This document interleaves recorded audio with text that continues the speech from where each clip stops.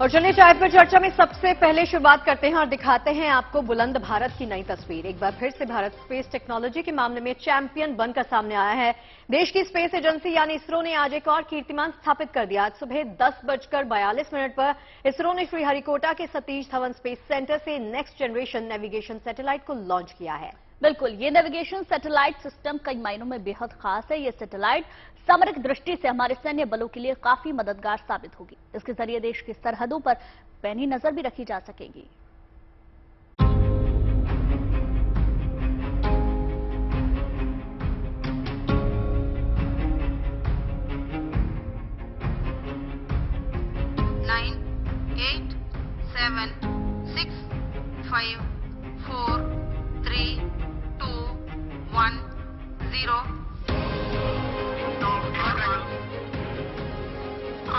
और सफलतापूर्ण उत्थापन GSLV F12 का।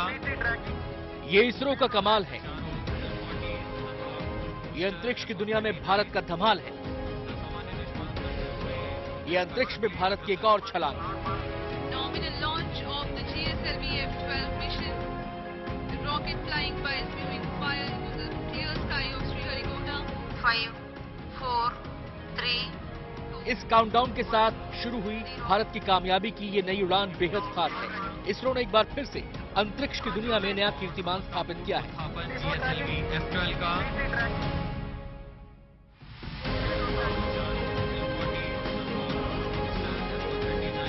भारतीय अंतरिक्ष अनुसंधान संगठन यानी इसरो ने आज श्रीहरिकोटा के सतीश धवन स्पेस सेंटर से सुबह 10:42 पर नेक्स्ट जनरेशन नेविगेशन सैटेलाइट को लॉन्च किया। स्वदेशी नेविगेशन सैटेलाइट को इसरो ने विकसित किया है और बनाया है। ये 7 सैटेलाइट का एक समूह है जो अंतरिक्ष में ग्राउंड स्टेशन की तरह काम करेगा। ये नेटवर्क सामान्य लोगों से लेकर सैन्य बलों के लिए रणनीतिक तौर पर नेविगेशनल सेवाएं मुहैया कराएगा। इस सैटेलाइट का नाम NVS-01 है, जिसे GSLV F12 रॉकेट के जरिए लॉन्च पैड 2 से छोड़ा गया और इस नेविगेशन सैटेलाइट का वजन करीब 2232 किलोग्राम है। अंतिम चरण क्रायो अपर स्टेज का प्रज्वलन शुरू हो चुका है। ये नेक्स्ट जनरेशन नेविगेशन सैटेलाइट कई मायनों में बेहद खास है। इससे देश की सीमाओं पर निगरानी में मदद मिलेगी। इस स्वदेशी नेविगेशन सैटेलाइट में पहली बार स्वदेशी रूबिडियम एटॉमिक घड़ी का इस्तेमाल किया गया है।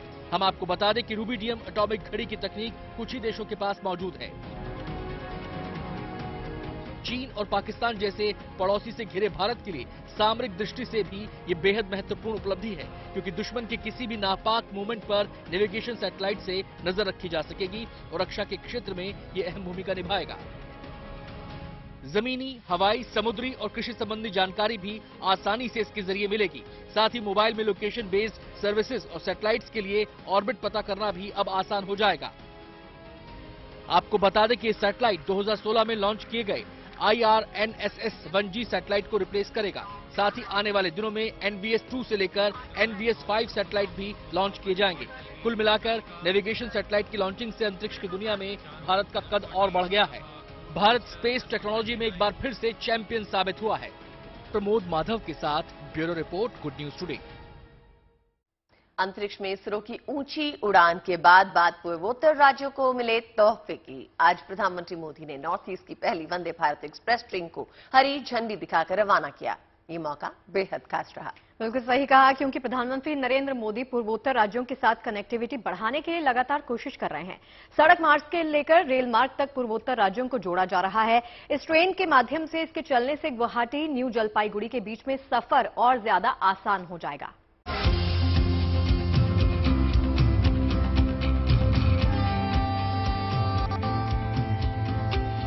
पूर्वोत्तर अब ना ही दिल्ली से दूर है और ना ही दिल से दूर। ये नया युग और नया इतिहास रचे जाने का पल है। प्रधानमंत्री मोदी ने जैसे ही रिमोट का बटन दबाकर वंदे भारत एक्सप्रेस को रवाना किया, ये क्षण ऐतिहासिक हो गया, क्योंकि पीएम मोदी ने केवल एक नई वंदे भारत एक्सप्रेस को झंडी नहीं दिखाई, न ही सिर्फ असम को वंदे भारत की सौगात दी, बल्कि पूरे पूर्वोत्तर को एक बड़ा तोहफा दिया है।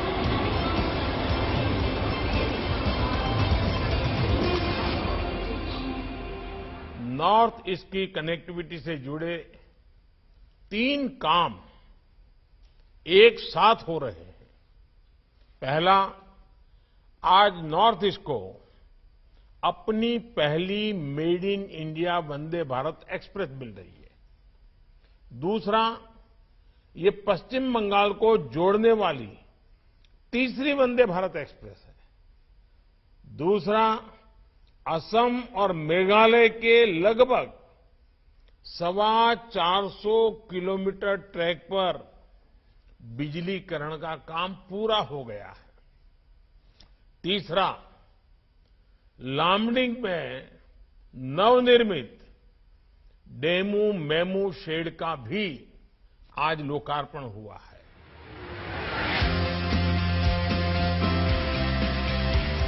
दरअसल सरकार के लगातार प्रयासों से पूर्वोत्तर भारत विकास की नई इबारत लिख रहा है।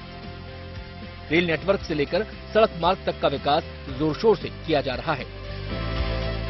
खुद पीएम मोदी ने पूर्वोत्तर राज्यों के साथ कनेक्टिविटी को बढ़ाने के लिए हायरा का फॉर्मूला जमीन पर उतारा है। अब इस हायरा के एक एक अक्षर का मतलब भी जान लीजिए। H4 हाईवे, I मतलब इनलैंड वाटरवेज, R मतलब रेलवे और A मतलब एयरवेज। उसी कड़ी में पूर्वोत्तर को मिली पहली वंदे भारत है। 8 कोच की ये ट्रेन नॉर्थ ईस्ट की पहली वंदे भारत ट्रेन है, जबकि बंगाल में तीसरी और भारत की 18वीं वंदे भारत एक्सप्रेस है, जो असम के गुवाहाटी से पश्चिम बंगाल के न्यू जलपाईगुड़ी के बीच दौड़ेगी। गुवाहाटी जलपाईगुड़ी तक का सफर 5.5 घंटे में तय करेगी। आमतौर पर इस रूट पर बाकी ट्रेनें 6.5 घंटे का समय लेती हैं। जलपाईगुड़ी से गुवाहाटी के बीच ये ट्रेन 5 स्टेशन पर रुकेगी। इससे पहले इस रूट पर राजधानी एक्सप्रेस को 8 घंटे से ज्यादा का समय लगता था, लेकिन वंदे भारत के चलने से ये सफर 6 घंटे का रह जाएगा। Bureau report, good news today. आर्थिक राजधानी मुंबई में सबसे ज्यादा बिजली का इस्तेमाल होता है। ऐसे में वेस्टर्न रेलवे ने एक खास पहल की है। खार और नायगांव रेलवे स्टेशन के बीच एक पायलट प्रोजेक्ट शुरू किया गया है। अगर ये कामयाब रहा तो बिजली की खपत में गिरावट होना तय है। और इन स्टेशंस के करीब पवन चक्कियां लगाई गई ताकि ईंधन के लिए, ट्रेन चलाने के लिए ऊर्जा के नेचुरल सोर्सेज का इस्तेमाल किया जा सके।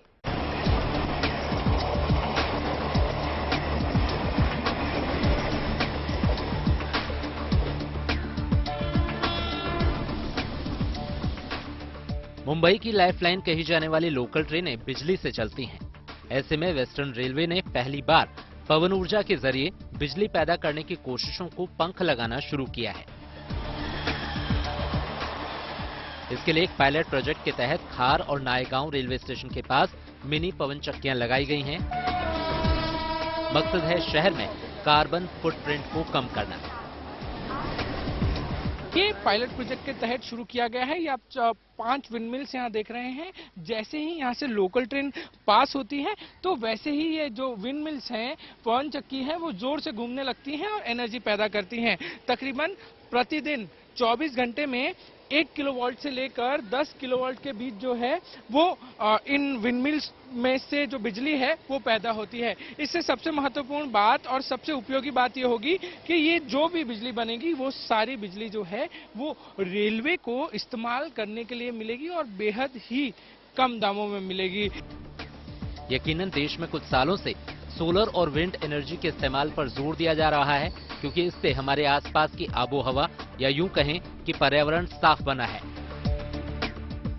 पायलट प्रोजेक्ट के तहत अभी जो है वो एक खार स्टेशन जहां पे हम खड़े हैं वहां पे शुरू किया गया है ये पूरा प्रोजेक्ट, और एक नायगांव स्टेशन के पास खड़ा किया है। 6 महीने तक तकरीबन इस पूरे प्रोजेक्ट को देखा जाएगा, समझा जाएगा और क्या इसके रिजल्ट्स आते हैं वो वेस्टर्न रेलवे के अधिकारियों और सरकार द्वारा देखा जाएगा, और उसके बाद जो है इस पायलट प्रोजेक्ट को मेन प्रोजेक्ट के तहत बदला जाएगा। और मुंबई में बाकी भी ऐसे बहुत सारे स्टेशन हैं जहां पर इस विंडमिल्स को जल्द ही लगाने की जो प्रयत्न है, जो कोशिश है, वो की जाएगी। इसमें कोई दो राय नहीं कि देश में ऐसे कई शहर हैं जहां प्रदूषण की भयावहता इतनी है कि सांस लेना दूभर हो जाता है। ऐसे में पिछले कुछ सालों से सोलर और विंड एनर्जी के इस्तेमाल पर जोर दिया जा रहा है, क्योंकि इससे बिजली तो मिलती ही है, साथ ही पर्यावरण को भी नुकसान नहीं होता। शायद यही सोच अब देश की आर्थिक राजधानी मुंबई की हालिया जरूरत बन गई है। मुंबई में इस तरह के प्रोजेक्ट्स बेहद महत्वपूर्ण किरदार निभाएंगे। अभी के लिए पायलट प्रोजेक्ट के तहत इस प्रोजेक्ट को शुरू किया गया है। आने वाले दिनों में जब पायलट प्रोजेक्ट से मेन प्रोजेक्ट जाने की बारी आएगी, इसमें जितना भी प्रोजेक्ट में चीजें लगी हैं उसको देखा जाएगा, उसके रिजल्ट्स देखे जाएंगे और उसके बाद पायलट प्रोजेक्ट को मेन प्रोजेक्ट में बदला जाएगा। कैमरामैन सिद्धेश के साथ पारस दामा, गुड न्यूज टुडे। और चलिए इसके साथ रुक कर लेते हैं काशी का, जहां बाबा विश्वनाथ के भक्तों को सहूलियत की सौगात मिली है। गुड न्यूज दरअसल ये आई है कि यहां जल्द ही गंगा की लहरों पर वाटर टैक्सी चलती हुई दिखाई देगी। बिल्कुल, इससे वाराणसी आने वाले श्रद्धालुओं को काफी सुविधा होगी। पर्यटक जाम से बचेंगे और घाटों की सैर करने के अलावा आसानी से बाबा विश्वनाथ के दर्शन कर सकेंगे।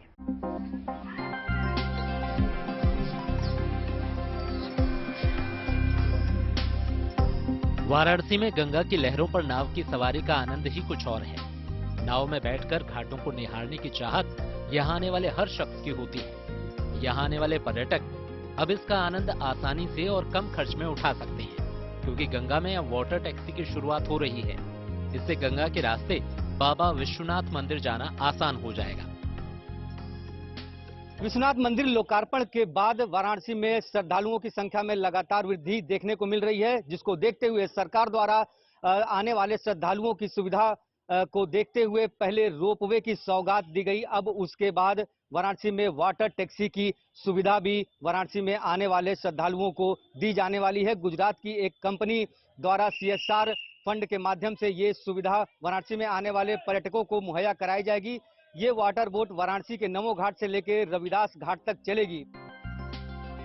फिलहाल घाट के रास्ते जो श्रद्धालु बाबा के दर्शन करने जाते हैं, उनको दशाश्वमेध घाट से पैदल ललिता घाट होते हुए सीढ़ियों के जरिए मंदिर जाना पड़ता है।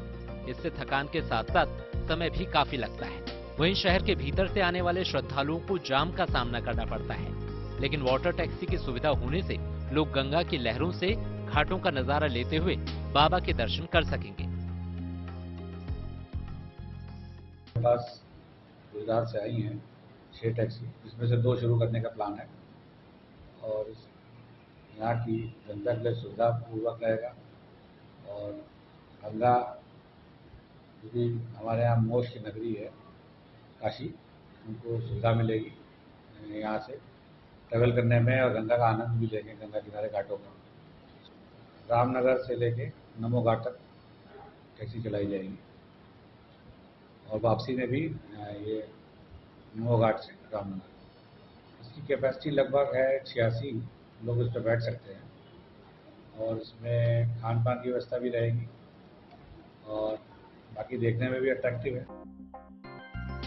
अभी वाटर टैक्सी का किराया तय नहीं किया गया है। प्रशासन का कहना है कि एक रेट लिस्ट जारी की जाएगी, जो मौजूदा समय में नाव से घूमने पर लगने वाले रेट से कम होगी। गंगा में वाटर टैक्सी चलाने के प्रशासन के फैसले से स्थानीय लोग भी काफी खुश हैं। Rajesh Kumar, Varanasi, good news today. शहर छोटा हो या बड़ा, ट्रैफिक जाम आम समस्या है। इससे निपटने के लिए चंडीगढ़ में एक खास प्रयोग किया गया। गुड न्यूज ये है कि इस कोशिश के बाद शहर को काफी हद तक जाम की समस्या से छुटकारा मिला है।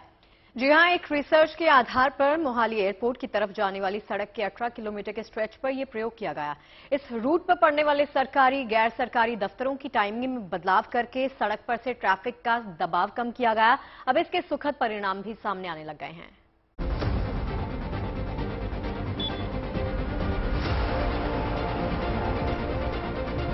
आज सड़कों का जाम हर शहर की गंभीर समस्या है। पंजाब रोड सेफ्टी और ट्रैफिक रिसर्च सेंटर की एक स्टडी के तहत दावा किया गया है। मोहाली एयरपोर्ट के रास्ते पर मिलने वाले भारी ट्रैफिक के बोझ को कम करने का इस स्टडी में दावा किया गया। स्टडी कहती है कि ये सब ट्रैफिक डिमांड मैनेजमेंट से मुमकिन हो सका। पंजाब गवर्नमेंट ने किया है from the energy saving concept, तो उसके जो एक्सटर्नैलिटीज हैं, जो उसके बाद वाले जो अदर इम्पैक्ट ना, तो सबसे ज्यादा इंपॉर्टेंट आता है इम्पैक्ट उसका ट्रैफिक के ऊपर। तो इस पूरे पार्ट को हम कह सकते हैं कि ट्रैफिक डिमांड मैनेजमेंट है। डिमांड मैनेजमेंट ये है कि हम सप्लाई मैनेजमेंट ये करते हैं कि सड़कों पे जितना ट्रैफिक है फ्लाईओवर बना दीजिए, ये कर दीजिए, तो एक एक्सपेंसिव इंफ्रास्ट्रक्चर बना देते हैं जो चाहते ना चाहते हुए एक लायबिलिटी बन जाता है कंट्री के लिए और आपके बहुत सारा पब्लिक मनी उसमें चला जाता है। बट जो ट्रैफिक डिमांड मैनेजमेंट सिस्टम कहता है कि आप कुछ ऐसा करिए कि जिससे सड़कों पे ट्रैफिक कम हो जाए, उसको स्टैगिंग कर दीजिए, उसको किसी तरह अरेंज करिए, लोग कार पूलिंग करें, पैदल लोग चलें। तो this is one of the initiative. दरअसल मोहाली एयरपोर्ट का 18 किलोमीटर लंबा स्ट्रेच है। इस रूट पर पीक आवर्स के दौरान 70 से 80 हजार गाड़ियां निकलती हैं। सुबह शाम प्रति घंटा 7 से 8 हजार गाड़ियों की आवाजाही होती है। ऐसे में सुबह और शाम को ट्रैफिक से जूझते लोगों के लिए स्टडी में मोहाली एयरपोर्ट जाने वाले ट्रैफिक पर ज्यादा फोकस किया गया। तो एक तो वो क्या होता था कि जाम बहुत स्पिल ओवर बहुत चला जाता था, क्योंकि प्राइवेट सेक्टर, क्योंकि और सारा कॉर्पोरेट सारा उसी सड़क के ऊपर है, प्राइवेट सेक्टर की भी उसी टाइम छुट्टी होती थी और सरकारी छुट्टी भी सेम टाइम होती थी। तो स्टैगिंग के क्या हुआ कि जो आपका 2 बजे बिल्कुल नॉन पीक आवर्स होते थे, तो वो सड़कें खाली रह जाती थी, ओवर स्पीडिंग होती थी, रोड एक्सीडेंट्स में आते। तो अब क्या होगा कि स्टैगिंग के कारण क्या हुआ कि हमारा जो पीक आवर्स थे वो कम होके हार्डली 20 मिनट तक रह गए हैं। मतलब 20-25 मिनट आपको शाम को एक होता है, और उसमें भी जो डिले है आपका 5-6 मिनट से लेके 10-11 मिनट तक का रह गया, जो 25 मिनट से लेके 30 मिनट तक का था। ट्रैफिक रिसर्च सेंटर की इस स्टडी में यातायात प्रबंधन के साथ फ्यूल एनर्जी सेविंग पर भी ध्यान दिया गया।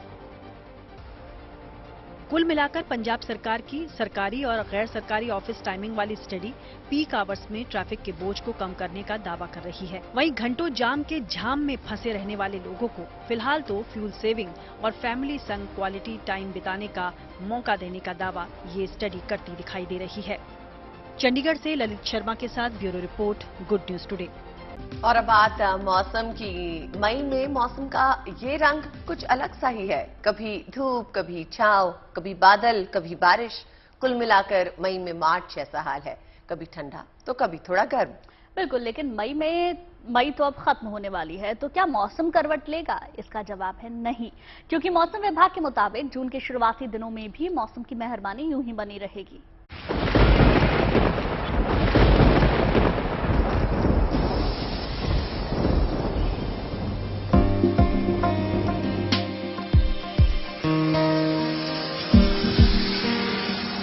तेज हवाएं, आसमान में काली घटाएं और रुक रुक कर होती बारिश। मई के महीने में मौसम का ये मार्च वाला मिजाज बरकरार है।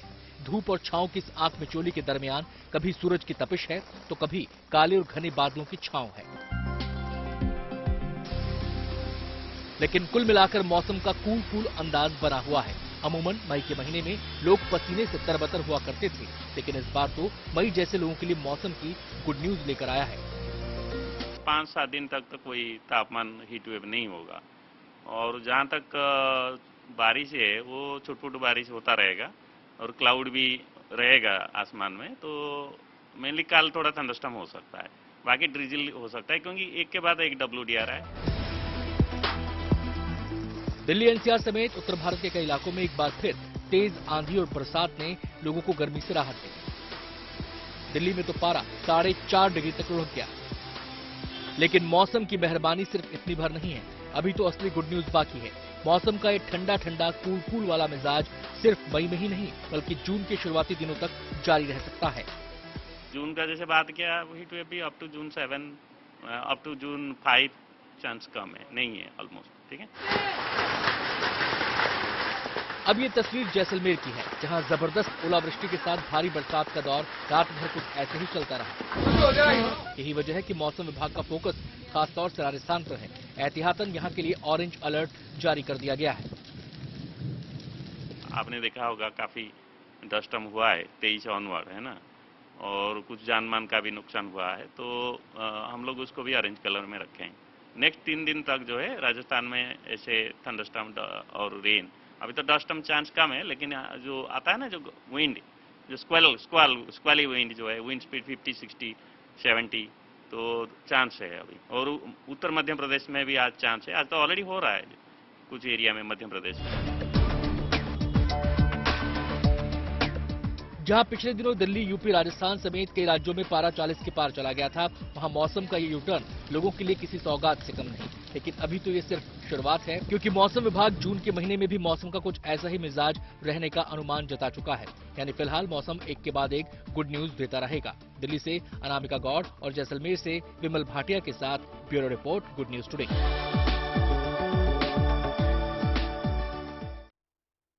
दिल्ली में इस वक्त जबरदस्त मौसम बना हुआ है। मौसम विभाग की माने तो आज और कल हल्की बूंदाबांदी के आसार हैं। मौसम सुहाना बना रहेगा।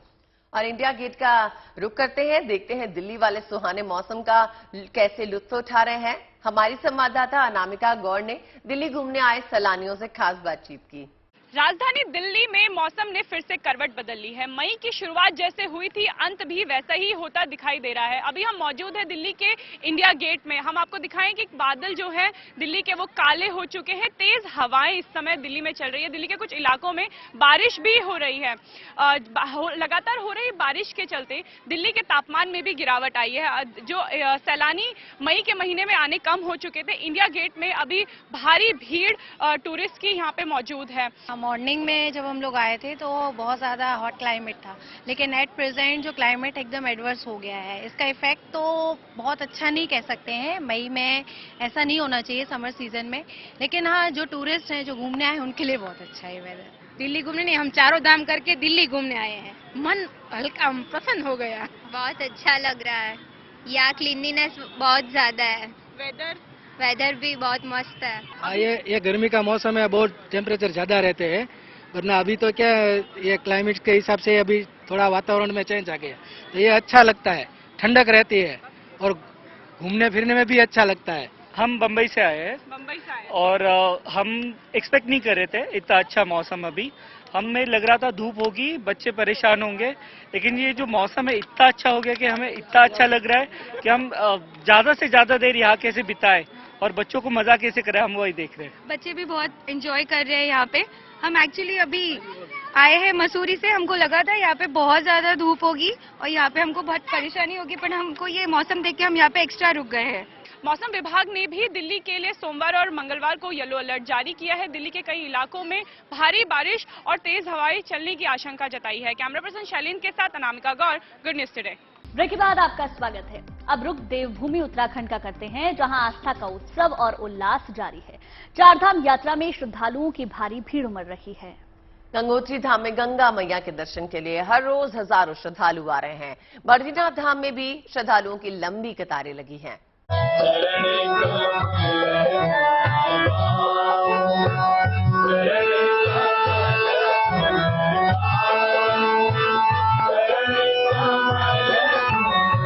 आस्था अपार, श्रद्धालुओं का उमड़ा सैलाब, गंगोत्री धाम में भक्तों का तांता। गंगा मैया के दर्शन के लिए लगी लंबी कतार।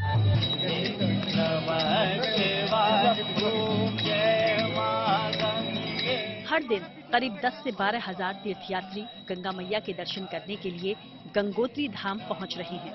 दर्शन के लिए लाइन इतनी लंबी है, तस्वीरों से आप अंदाजा लगा सकते हैं। लंबी लाइन और दर्शन के लिए इंतजार के बावजूद भक्तों का जोश भारी है।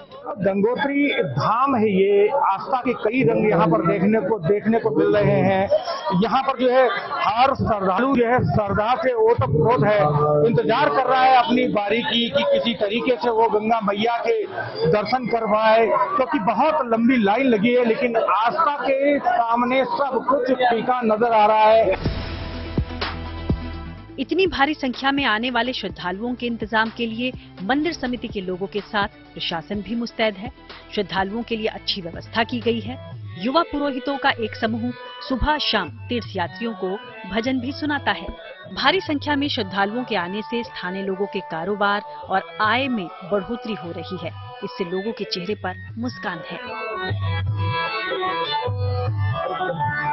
निश्चित तौर पर यह बहुत बड़ी अच्छी बात है, क्योंकि आप समझिए 4 धाम की जो यात्रा आती है वो पूरी एक रीढ़ है इकोनॉमी की, और तमाम हजारों करोड़ों लोग इस पे पलते हैं। अब बात बद्रीनाथ धाम की, तो मौसम ठीक होने का असर बद्रीनाथ धाम में भी दिख रहा है। मौसम साफ होने से बड़ी संख्या में श्रद्धालु यहां पहुंचने लगे हैं। 27 अप्रैल को बद्रीनाथ धाम के कपाट खुले, लेकिन मौसम की बेरुखी के चलते इस बार यहां आने वाले श्रद्धालुओं की संख्या में कमी देखी गई। अब अच्छी खबर ये है कि मौसम सुहाना होने पर बद्रीनाथ धाम की रौनक लौट आई है। एक महीने में करीब 4.5 लाख श्रद्धालु यहां पहुंच चुके हैं। बद्रीनाथ धाम से कमल नयन सिलोड़ी और गंगोत्री धाम से ओंकार बहुगुणा के साथ bureau report, good news today. अब बात कर लेते हैं आस्था के मेले की। जम्मू कश्मीर के गांदरबल में लगा 2 दिनों का सालाना खीर भवानी मेला रविवार को धूमधाम से संपन्न हो गया। बड़ी तादाद में श्रद्धालु माता के दर्शन पूजन के लिए यहां पर पहुंचे।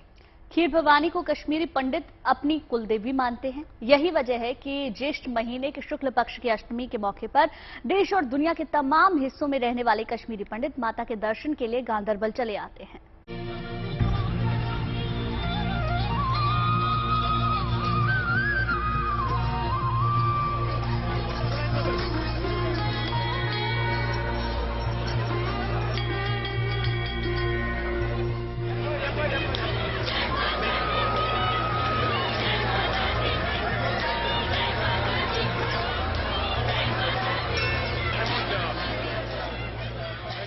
ये रौनक, ये उल्लास, ये आस्था और श्रद्धा का सैलाब और जयकारों की गूंज। मां खीर भवानी के दर्शन के लिए मंदिर में उमड़े श्रद्धालु।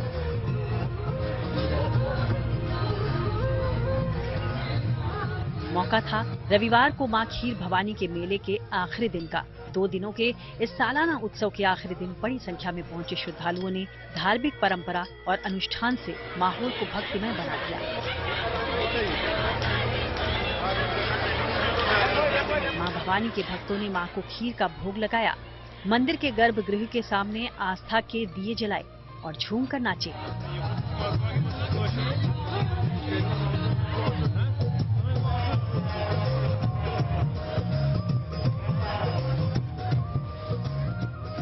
अठवीं और नौवीं जेठ महीना जो होता है उसकी 8वीं और 9वीं को हमारा माता जहां खीर भवानी में जो मेला होता है, आज के दिन हमारी माता प्रकट हुई थी और जहां का बहुत बड़ा महत्व है। पीसफुल जगह है, बहुत मजा आता है इधर आने के बाद, पीस मिलती है और बहुत सारे कम्युनिटी के लोग आए यहाँ पे।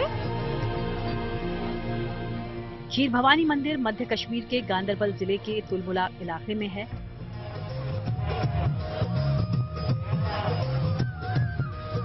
घाटी में बाबा अमरनाथ के बाद खीर भवानी मंदिर की सबसे ज्यादा मान्यता है। विस्थापन का दंश भोगने वाले कश्मीरी पंडितों के लिए इस मेले के बेहद खास मायने हैं। मां खीर भवानी के दर पर दूर दराज से श्रद्धालु दर्शन के लिए आते रहे हैं। स्थानीय दुकानदारों को भी उनका इंतजार पूरे साल रहता है। इस मौके पर भाईचारे की मिसाल यहाँ देखी जा सकती है। पूजा का सामान है वो यहाँ पे लोकल्स इसके प्रोवाइड कर रहे हैं। जब तक ये लोकल्स यहाँ पे इनको प्रोवाइड नहीं करेंगे तब तक इनका ये मेला अधूरा रहता है। ये भाईचारे की एक मिसाल होती है। यहाँ पे हिंदू मुसलमान के बगैर अधूरा है, मुसलमान हिंदू के बगैर अधूरा है। हम यहाँ पे हर साल आते हैं और इस मेले को हम मिस नहीं करना चाहते क्योंकि हम बचपन से यहाँ आते रहे और हम अगर कोशिश करेंगे आगे भी ऐसे आने की तो हम उस चीज को रिवाइव कर सकते हैं जो हमने खोया है। यहाँ जो मुसलमान भाई हमारे हैं, भाई बहन वही रखते हैं यहाँ पे, उनके पास ही हम लेते हैं। बहुत अच्छा इंतजाम रखा है वहाँ। गांदरबल में मां खीर भवानी का ये धाम हमेशा से कश्मीर घाटी में हिंदुओं की श्रद्धा का केंद्र रहा है। साल भर मां खीर भवानी के दरबार में श्रद्धा और भक्ति का अद्भुत संगम रहता है। लेकिन ज्येष्ठ महीने की पूर्णिमा के 8वें दिन आयोजित होने वाले इस मेले में मां खीर भवानी के दरबार की छटा कुछ अलग ही होती है।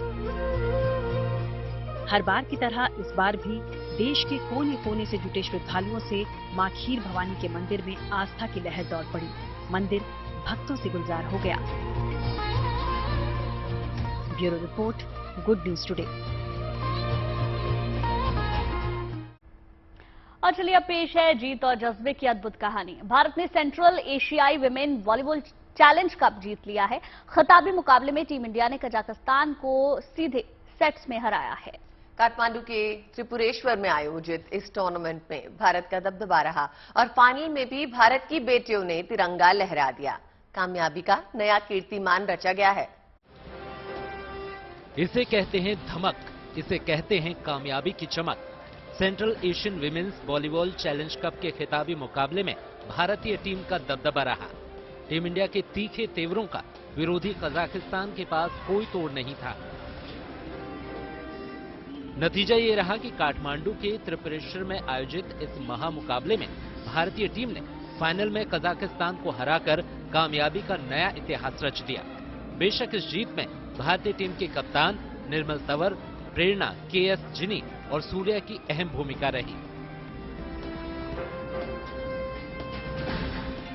खास बात यह है कि पूरे टूर्नामेंट में भारत की बेटियां छाई रहीं और अजय भारत ने फाइनल में भी कामयाबी का झंडा गाड़ दिया, अपनी सफलता के दम पर तिरंगा लहरा दिया। खिताबी मुकाबले में भारत ने कजाकिस्तान के खिलाफ पहला सेट 25-15, दूसरा सेट 25-22 और तीसरा सेट 25-18 से जीता। इस टूर्नामेंट में कजाकिस्तान दूसरे, मेजबान नेपाल तीसरे और उज्बेकिस्तान चौथे स्थान पर रहा। Bureau report, good news today. गर्मी का मौसम है, बच्चों के स्कूलों में छुट्टियां हो चुकी हैं, तो आपका भी मन हिल स्टेशन पे जाकर छुट्टियां मनाने का कर रहा होगा ना। अगर आप नहीं भी जा सके तो कोई बात नहीं, हम भी यहीं पर हैं और आप भी। आपको टीवी स्क्रीन पे दिखाते हैं खूबसूरत वादियों के दिलकश नजारे। आप भी यही हैं और हम भी यही हैं। दरअसल तमिलनाडु के हिल स्टेशन आपको लिए चलते हैं। कोडाई कैनाल में फूलों का मेला लगा है। रंग बिरंगे फूलों की बहार का आनंद लेने के लिए बड़ी तादाद में सैलानी यहां पहुंचे हैं। खुशनुमा यादों की सौगात अपने साथ लेकर जा रहे हैं।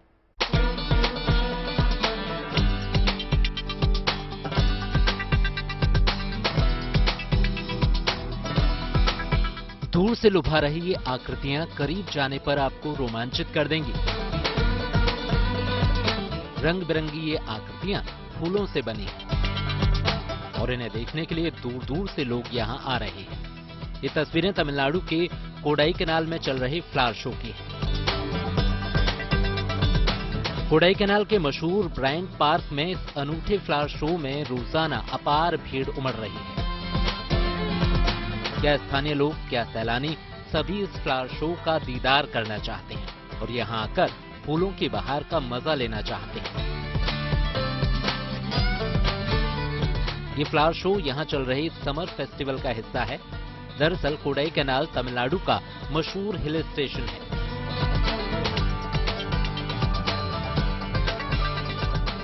दक्षिण में इसे पहाड़ों की राजकुमारी भी कहा जाता है।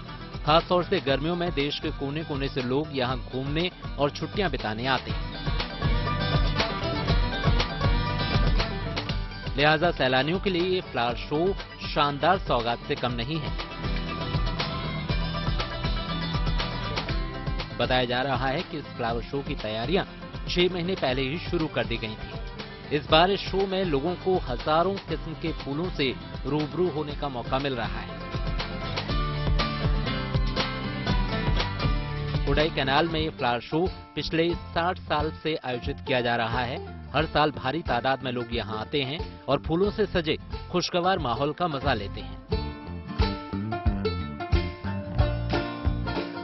और साथ ही यहाँ से ऐसी खूबसूरत यादें सजोकर ले जाते हैं जो हमेशा इनके दिलो दिमाग पर कायम रहती हैं।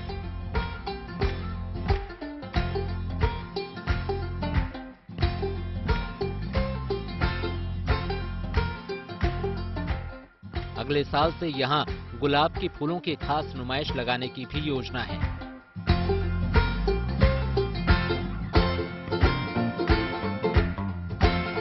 Bureau report, good news today.